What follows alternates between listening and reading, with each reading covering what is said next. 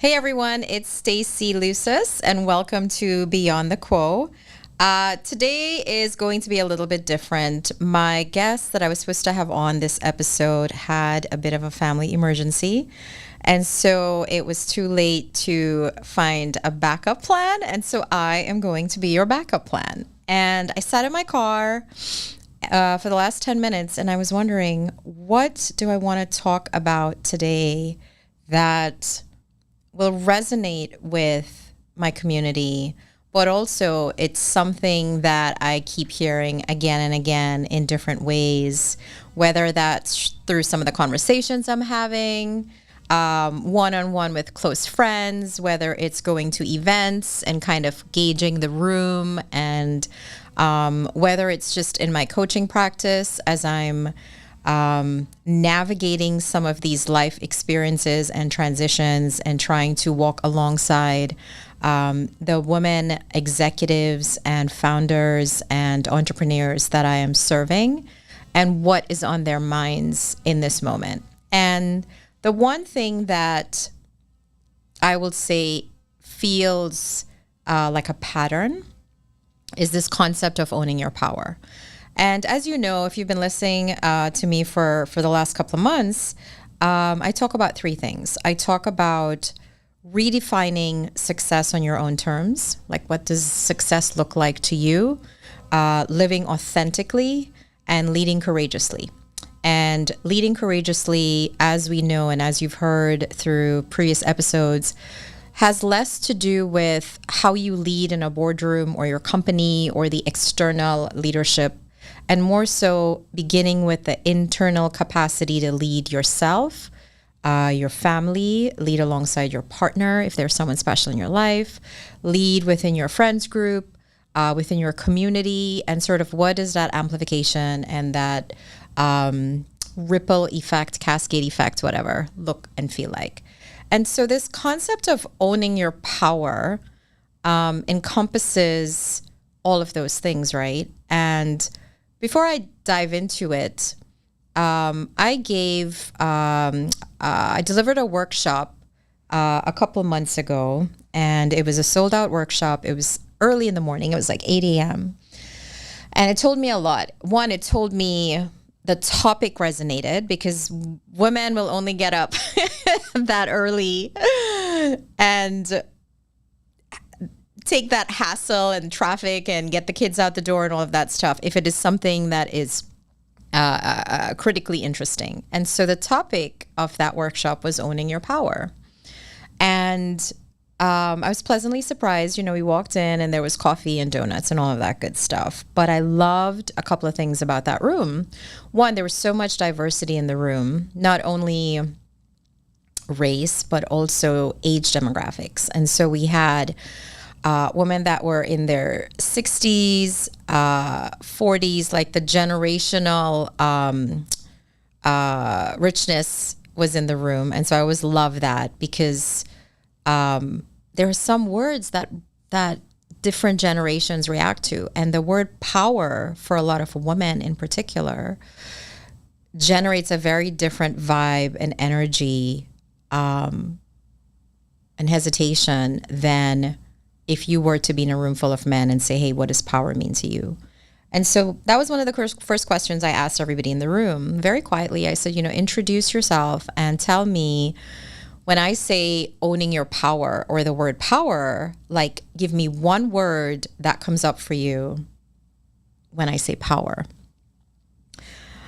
And it ran the gamut, right? Like, some of it was not surprising, but some of it really was. And I will say that it didn't matter generationally. We all, however we grew up and what some of that conditioning is around that word, super obvious. There were some people that said the word power made them feel oppressed, fearful, hesitant, intimidated. Some people were like, the word power is sexy, it's empowering, it sparks or lights a fire within them. So it ran the gamut from some of those more limiting emotions that stall us from progress, and some of those, fire me up emotions that bring forth so much energy and drive and verve to go do something else.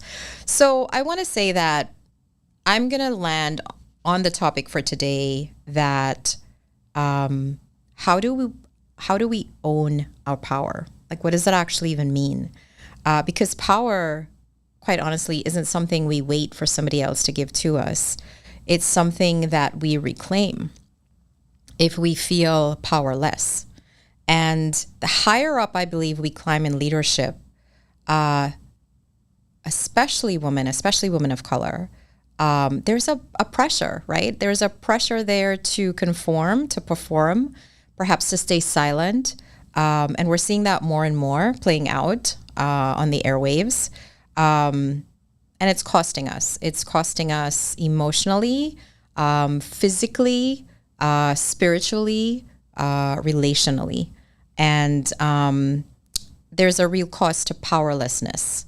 And I like a little bit of statistics to back my talk up, right? And I'm going to share some of these with you. So women are 2 times more likely than men to feel burnt out, especially in senior leadership roles. This was a study done by McKinsey in 2022. 45% of women in leadership say that they feel like they must work harder than their male colleagues to prove their competence. And nearly 60% of Black women say they often feel like they have to code switch to fit into corporate environments. Hopefully everyone that's listening to this knows what code switching is. But if you don't, it's sort of, so I'm originally from the Caribbean. I'm from Trinidad. I was born there. Came here when I was 17. And even now I code switch. And it's whether it's stripping down your accent or the way that we do and say things, or honestly, even the way that culturally some of us laugh really like loud and boisterous. And code switching is sort of diluting some of that to deliver a mainstream performance that is better suited to the audience, right? Sounds weird.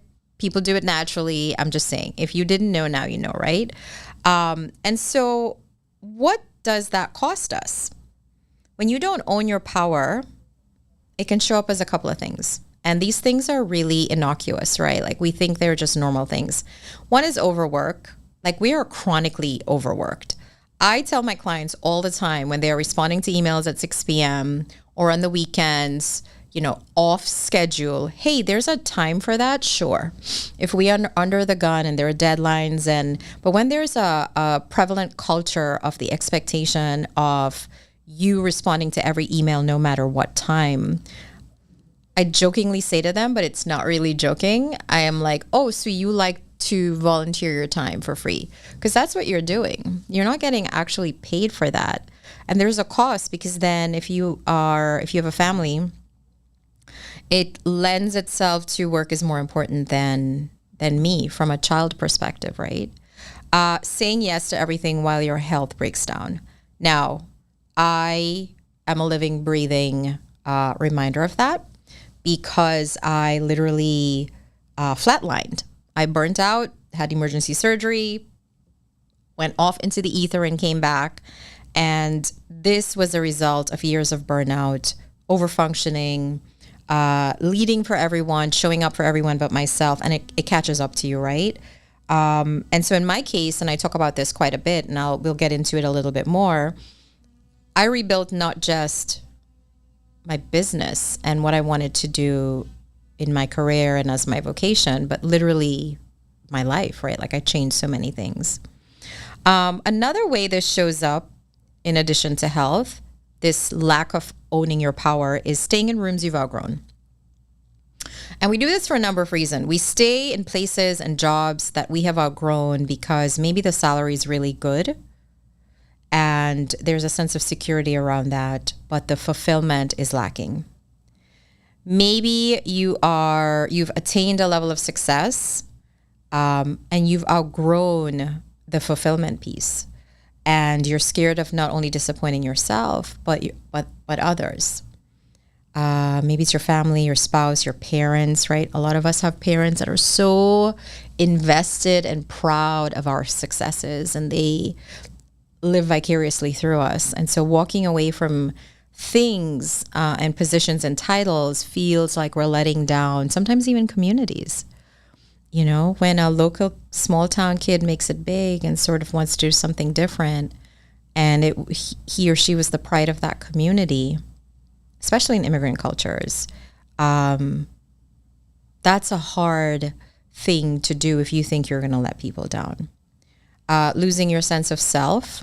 I talked a little bit about code switching, but this also shows up in different ways, right? It shows up in a performative state that really in our 40s and 50s, maybe even our late 30s, which I heard midlife starts at 38 for all of you thinking it was older than that. Losing yourself in the pursuit of success really, really is something that we talk a lot about. And we've heard so many strategies and stories here. So let's switch this a little bit, right? Like, what does owning your power actually mean? Going back to that example, when I gave that workshop, you had all of these different ages, age groups, different country representations in the room experiencing the concept of power and owning their power so differently. Hesitation, fear, excitement, bring it on, right? Ran the gamut. And I think that I want to say owning your power is not necessarily about control, because I actually think you give your power away when you are trying to control the situation. When you are trying to control the way that you appear on social media, in the boardroom, for your clients, when you are trying to control the narrative of inside you feel like you're dying, but on the outside you want to present this really super duper fly, having a great time, adventurous archetype. That's not really control, in the sense of you are in control. You're trying to control the narrative and how people perceive you and the impression that they have on you. But that's not necessarily what I believe true power is, which is having clarity about who you are, what you want, how you show up in the world, with whom you show up in the world, and how and when and where you expend your energy, your time, your talents, your superpowers to enable the outcomes you want, not only for your life personally, but your family, and also for the bigger dream, whatever that bigger dream is that you may have, right? And it's not necessarily being the loudest or the most visible. Alignment is really juicy. And I think a lot of us crave that, but don't quite have the words to describe what it is we're looking for. And when you start making decisions that reflect who you really are and what you want to do in the world and how you show up, and not who we are told to be or taught to be, that's what owning your power is. It's naming what you want and going after it. It's setting boundaries and holding them. It's holding yourself to a higher standard for yourself. And I talk about this a lot, having integrity with your word for yourself. We will have integrity for everybody else. I remember, so you know me, I just actually had my training session with my trainer, Haley. Shout out to Haley. She kicked my ass, you guys. But if I didn't have a personal trainer and was accountable to showing up for her sometimes, I would forego that workout. And that's something I'm still working on, but I would stand on a hill. I would stake a lot in saying that there are many of you out there listening to this that would show up for others 100% more quickly and more effectively than you show up for yourselves.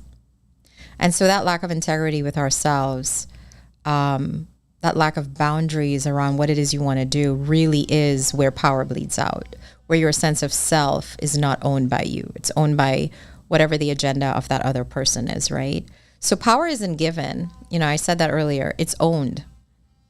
It's owned, it's claimed, it's nurtured, it's guarded, it's protected, and it's also graceful, right? Because watching you stand in your own truth, I believe, when we own our power, we give other people permission to also own theirs.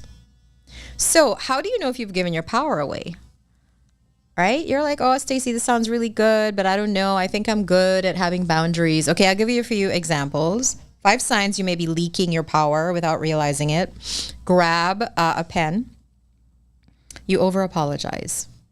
We've all seen the memes where before you even state your opinion, you start with, I'm sorry. I just think maybe.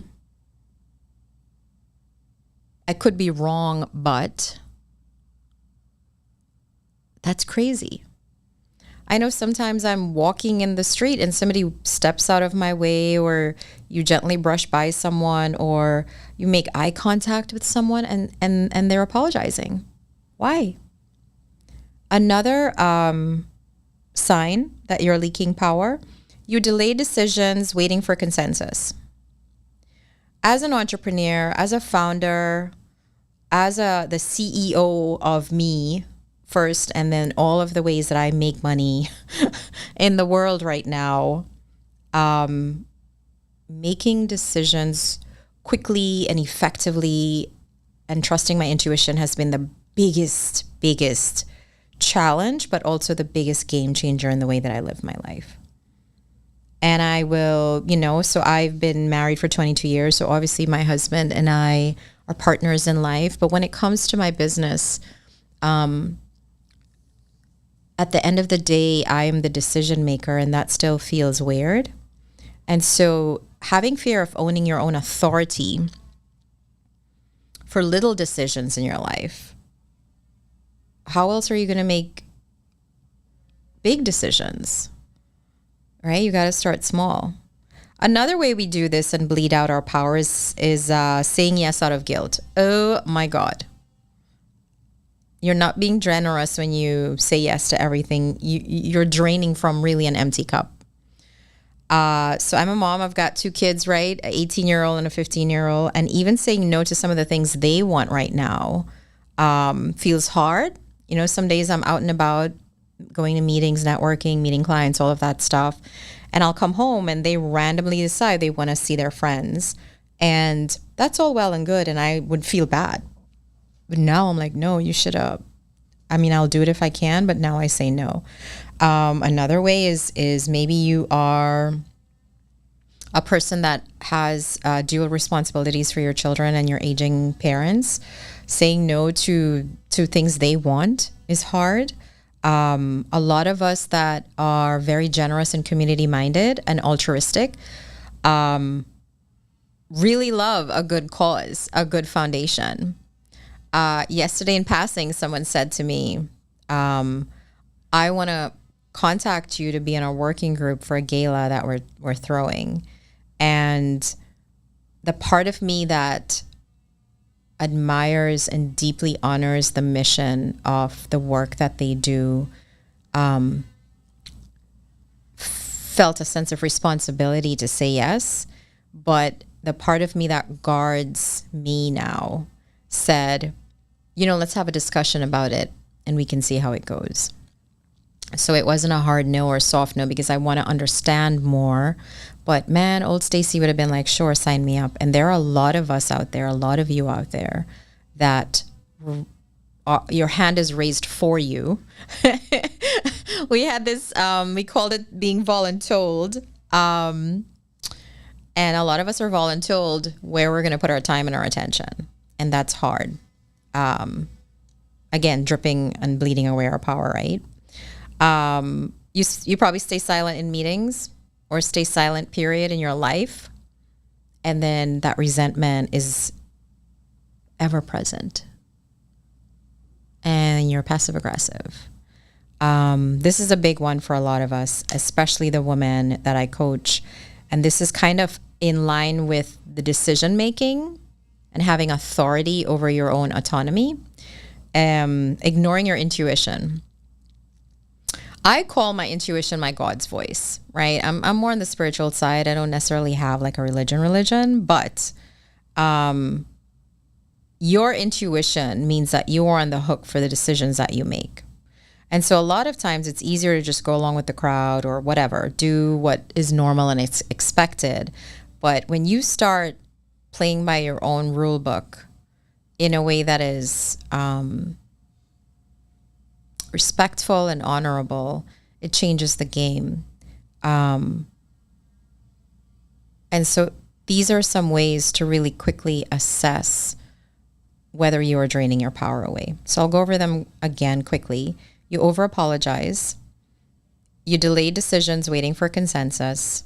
You probably say yes out of guilt. You stay silent on things that matter, whether it's in meetings, in the boardroom, or at home, or in your life. You ignore your intuition. These are big ones, right? So what are some strategies? At the end of the day, my passion in life is helping leaders navigate big transitions, big changes, whether it's reinvention, redefining how they're going to do something. And these are very successful people that got it right by all accounts. And so there's this sense of loss of identity when what you thought was supposed to make you happy is making you sad.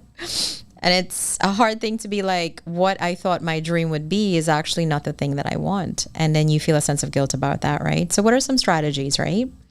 These aren't fluffy. They're more along the lines of my philosophy in life is crawl, walk, run.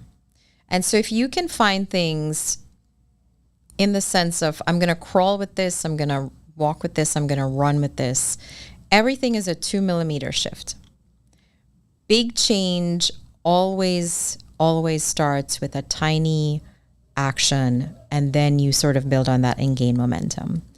And so now that you've identified some areas that you're, now it's time to like track it, right? Like really see, are these in my head or not? So for the next 7 days, I want to challenge you to do a power audit leak. What the heck is that? I ask all my clients to do this. For the next 7 days, I want you to track something. What decisions are you deferring? They could be little decisions, right? And we think these little decisions don't add up, but they clutter up space in our head. They clutter up space in our to-do list. They clutter up space in our conversation. And whether we are actively marinating on it or not, they are costing us something. It's a distraction. It's noise. So what decisions are you deferring? And some of them may be big. Some of them maybe I've outgrown this job. I've outgrown this relationship. Like, what do I need to do? And it feels anxiety inducing. It feels like, oh, I want to throw up. Write them down. Right? What are you saying yes to when you want to say no? This was so hard for me, right? And it came with a calendar audit. Like, where is my time going? And are these things that I've said yes to, even if some of them were long-term relationships and things I loved doing maybe a year ago and just they weren't bringing me as much joy, was I saying yes to the right things? And here's where you get into where you might let down some people. Newsflash, it's okay. And then what conversations are you avoiding? This one's hard, guys. You are responsible for pruning, nurturing, growing, harvesting, whatever the cool farm words are, the relationships in your life. No one else.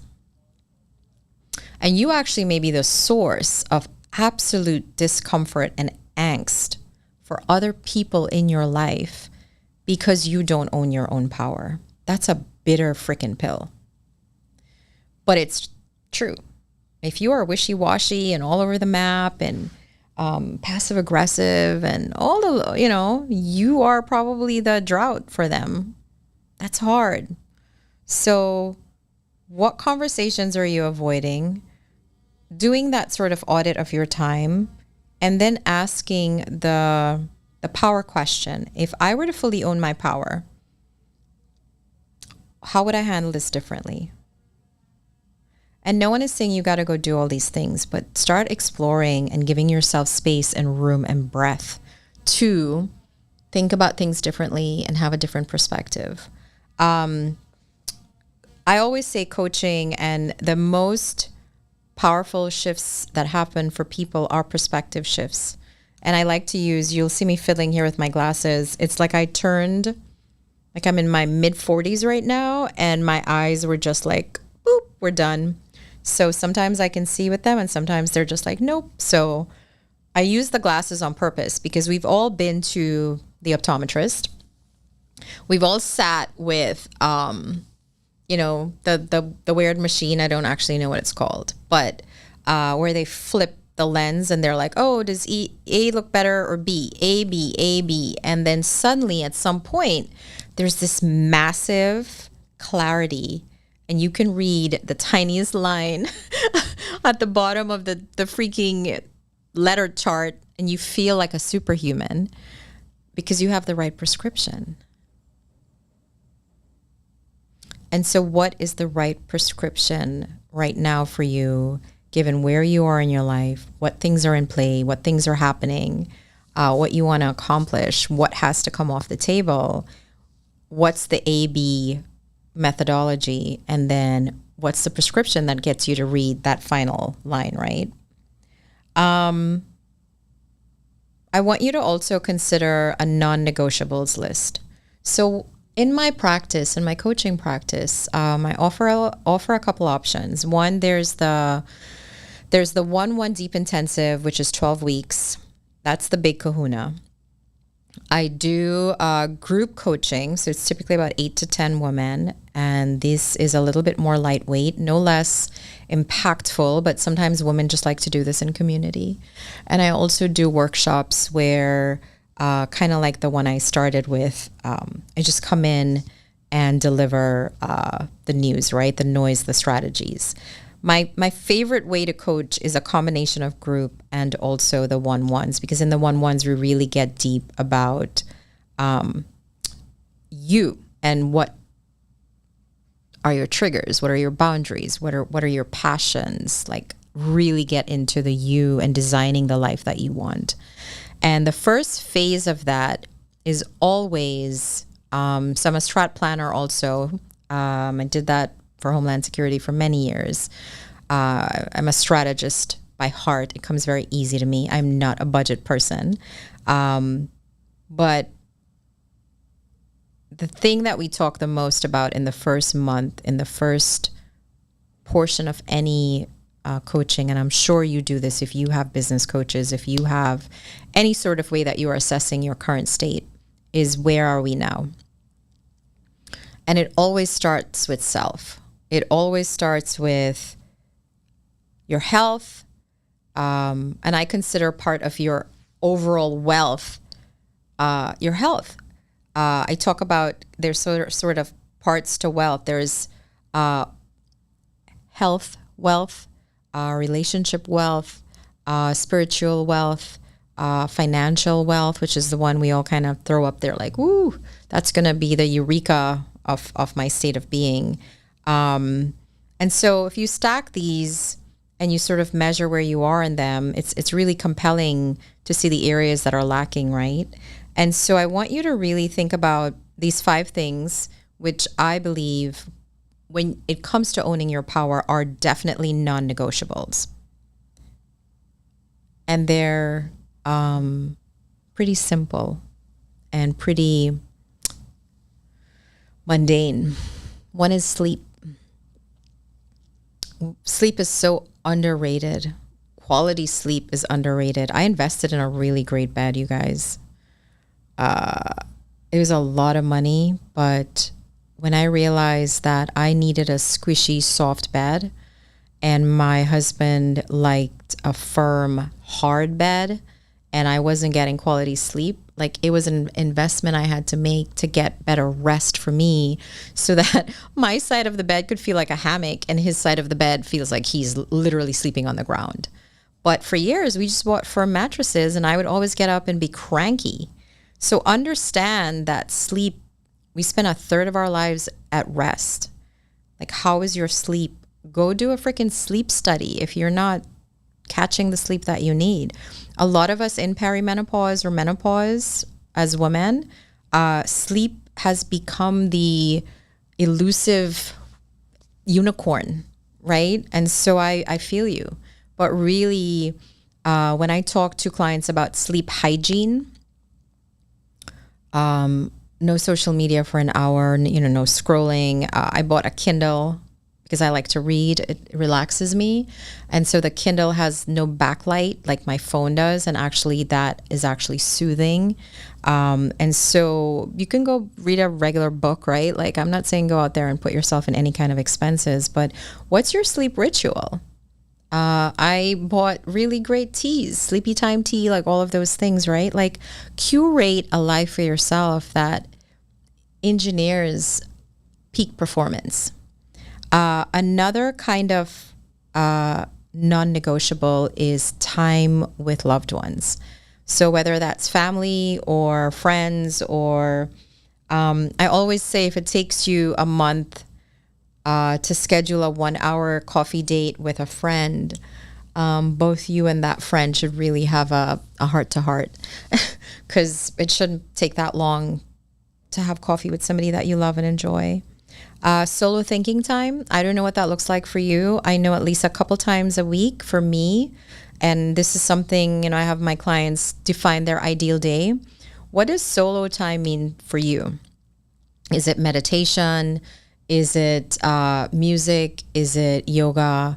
Like, what does quiet meditative state, not necessarily meditating, but where are you journaling? Like, where are you actually tuning into yourself?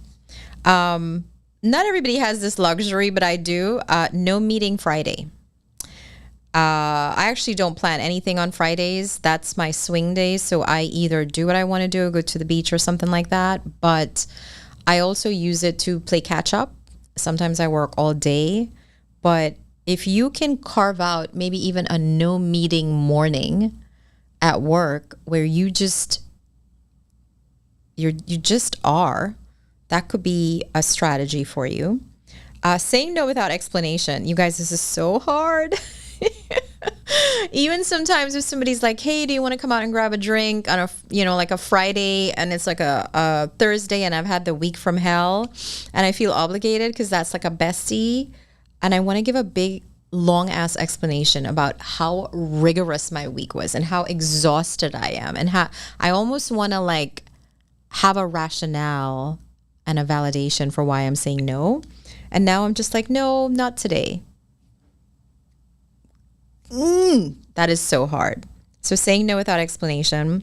And then I'm not saying to you to do all of these in a week or even a month, but pick one, right? Pick one. Communicate to your family or an accountability partner which one you're going to do. So remember, it's either sleep time with family, solo thinking time, no meeting Fridays or no meeting whatever, or saying no without explanation, and hold yourself accountable to one of these in the coming week, right? And this is a way that owning your power is not just words that you pluck from the ether. You are rebuilding that connection and that sense of confidence and that sense of conviction and integrity with yourself by doing these small steps, right? This is a cool one.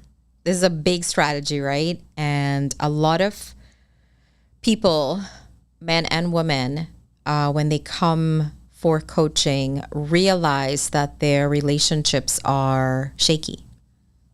They have not been investing the level of intellectual capacity, relationship capital, love, commitment, kindness into sometimes long-standing relationships.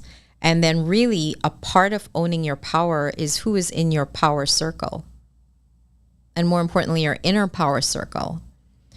And if the answer is 20 people, you probably have acquaintances and feel-good friends.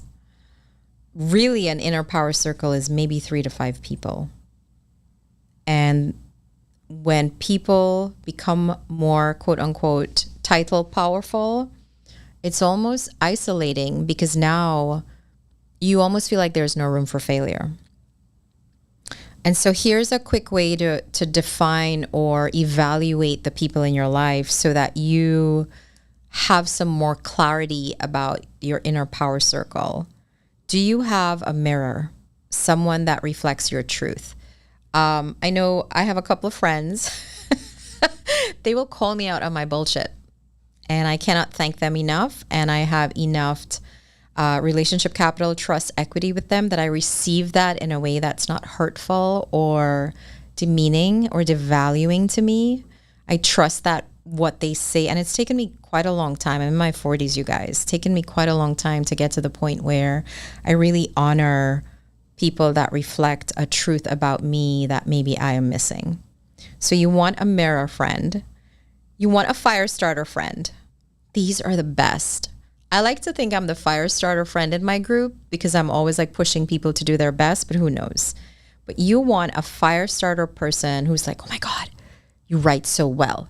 That birthday card you gave me with that little crazy ass poem was amazing. And now you should write a whole book. Wait, a whole series. Wait, Netflix should just hire you. Like, you want those people in your life. And going back to my core, you want a strategist. Who's going to help you build your next move or sit with you as you're building the next power moves in your life and play with you, play some scenarios out, right? So 3 at least. You want a mirror, someone that reflects your truth or a truth about you. You want a fire starter, somebody that pushes you, and a strategist, a co-partner that helps you build your next move. If you don't have this right now, yeah, it's going to take some time, but it's also going to take some effort on your part, right? In getting out of your comfort zone. I have a co-founder, Lola Small. She lives in Canada. Lola and I are amazing, almost best friends. We literally have the same birthday and everything. And we decided about a year ago that we were going to curate a space for women leaders who may or may not have this sort of capacity or juiciness in their life to have and explore some of these topics. So we created the Rising Beyond Power Collective. And we've got just about 100 women in there from all walks of life. The thing that they have in common is that they are powerful women. They are accomplished, distinguished women, and they are vulnerable as heck.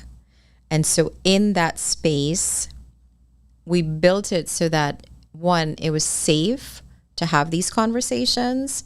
2, we are the mirror. We are the strategists together, all of us, and we are the fire starters. And so we do a book club and we have all of these cool things. So at the least, if you want to join our free community, hop in or find one that will meet you where you are until you get to the point where you can do this on your own, right? Okay, so what?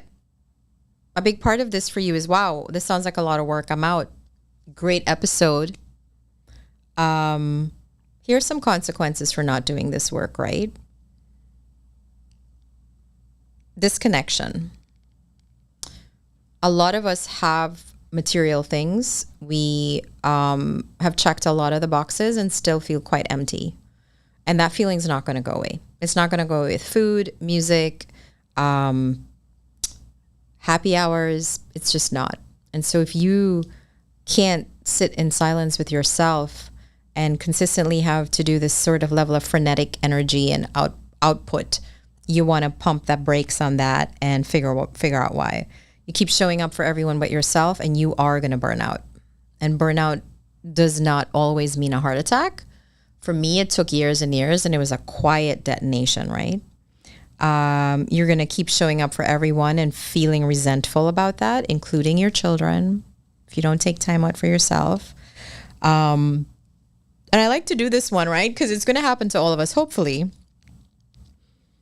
We're going to be 80 years old. I mean, I'm working with people right now in their 60s, and they look back at a life that was well lived, but it wasn't status quo.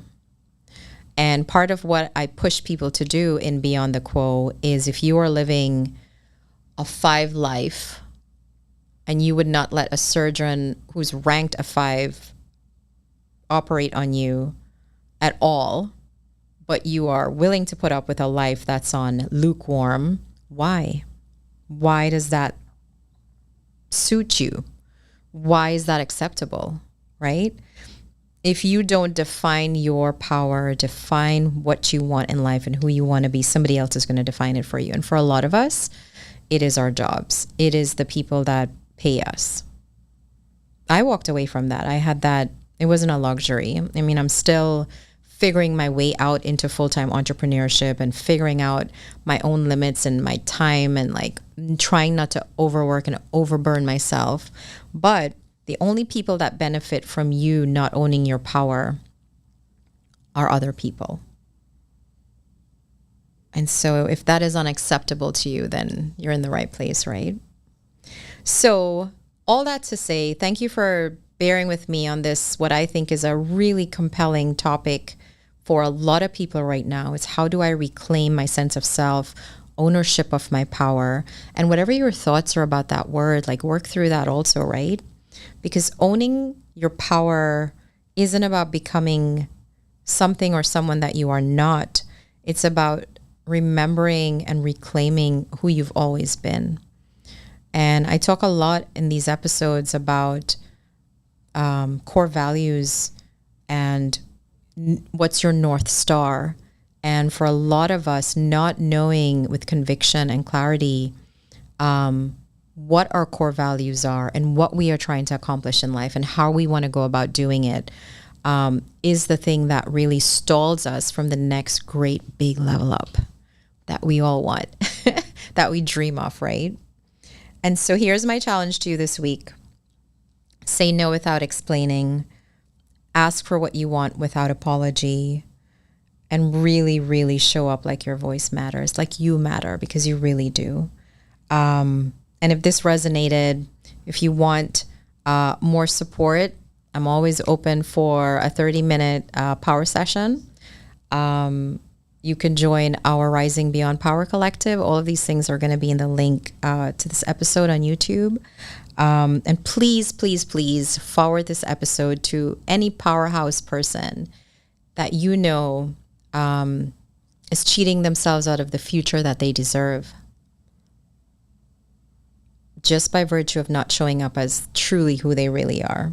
And maybe they just need to be reminded of their worth, and that while some of this feels insurmountable, it's not.